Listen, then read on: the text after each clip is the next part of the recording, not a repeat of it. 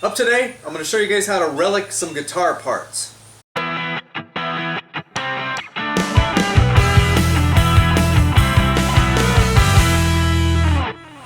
Hey everybody, this is Tool Dude Tony. I'd like to welcome you to another episode of whatever this is. Today we're going to show you how to do relicing of guitar parts. Now, if you want to make a Frankenstein or a Frankenstein guitar, whatever it is, you can't use brand new shiny parts. You need to relic them. There's a lot of videos on the internet right now on how you relic stuff. I'm going to show you how I did it on Frankenstein. Alright, so you get some new parts.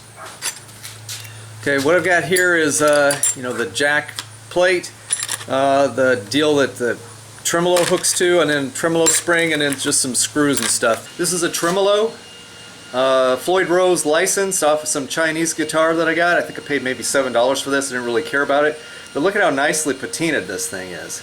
This was brand new and shiny when I got this thing here a month or so ago. But I've reliced it, so it's got some nice rust going.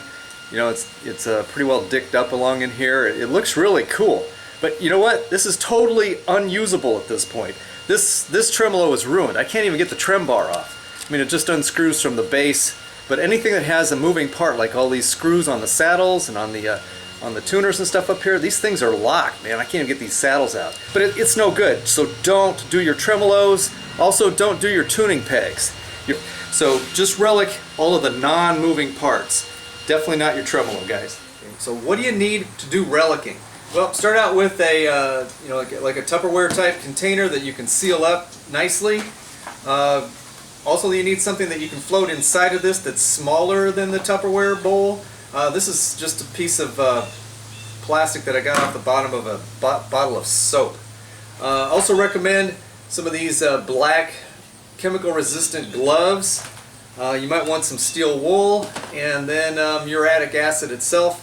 And then you don't want to breathe in the fumes from this stuff, so work outside if you can.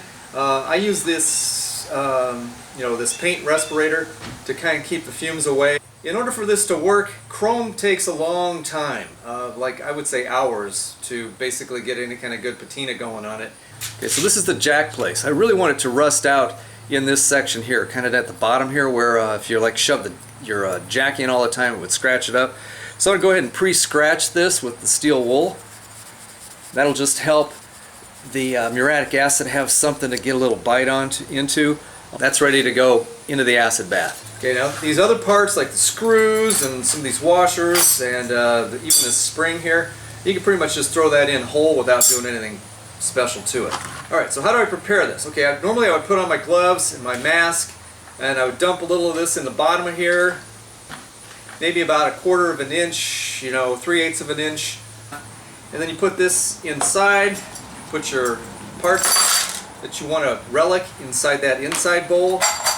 And what's going to happen is the fumes from the muriatic acid, once you close this thing off, those fumes are going to just kind of get all over this and start eating away at the surface.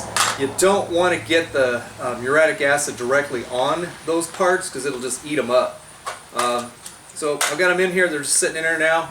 I'm going to go ahead and put on my mask, put the acid in, and then good to go. Normally I'd be wearing gloves, but I'm not because I'm making this video. I'm just going to be really careful. Let's see, what else is really important here? This acid, man. This acid is really dangerous chemicals. This is an outside project. Do it outside. Outside. Or in your garage like I am here with your garage door wide open, plenty of air flowing through.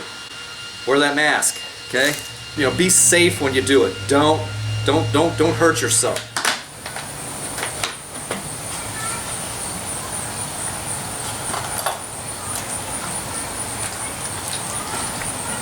You can see the fuse. And quickly close it.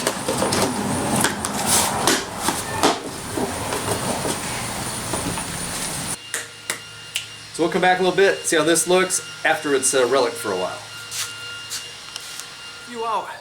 It's been a few hours, so let's take a look at that stuff we were relicing and see how it's turning out. So I took the stuff out of the acid. I had my mask on. I took it off because I couldn't talk to you anyway. So here's how the jack turned out. You can kind of see it there. The corrosion has, or the acid has definitely corroded the surface. This is rustable now at this point. The spring is not so shiny. It's just got a little bit of a patina to it. Same thing here with the spring tensioner. It's in pretty good shape, it's just a little gray now. And then these miscellaneous washers and stuff that I had here, they're just not shiny anymore. So, okay, so success. When you get your stuff out of the acid bath, you're going to see a little green slime on it, just a little bit. It's from the fumes interacting with the metal. You want to wash that off. Just rinse it off with a little tap water. You can go ahead and drain it, but don't dry it. You want to leave it wet like that so that it gets rusty. It starts the corrosion process. That's a good thing. Okay, it's been about a day since I took them out of the acid vapors, and this is looking pretty good. I really like how this is crusting up here on the back, but you're never going to see that. This piece, I'm going to call it done. It looks like it's even got some rust on it that's just forming naturally. So that piece is good. The spring also looks nicely crusty. We'll call that good. I want to show you what you could do if you really want some more rust on something. This is a spray bottle with some hydrogen peroxide. Just regular hydrogen peroxide like you'd use for cuts or bruises, or not bruises, but cuts. Spray it a little bit, just get it wet. And then put a little salt on it, just table salt.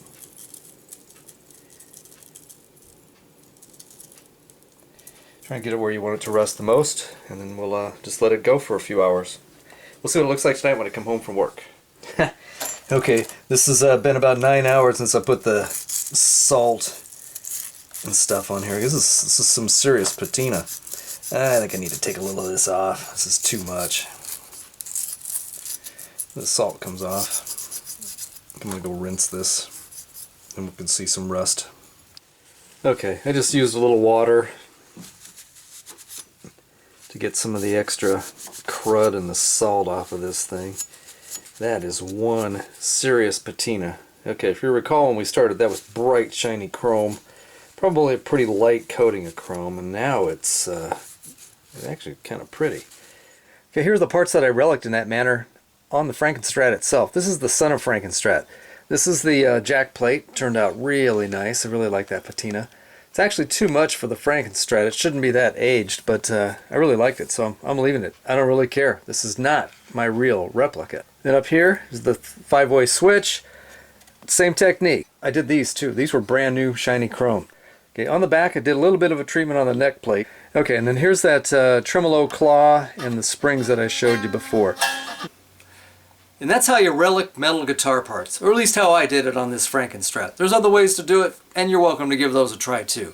So I hope you got something out of this, and remember, be safe with that muriatic acid. That is some nasty stuff.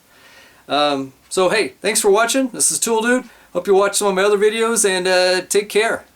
Tool Dude, out of here.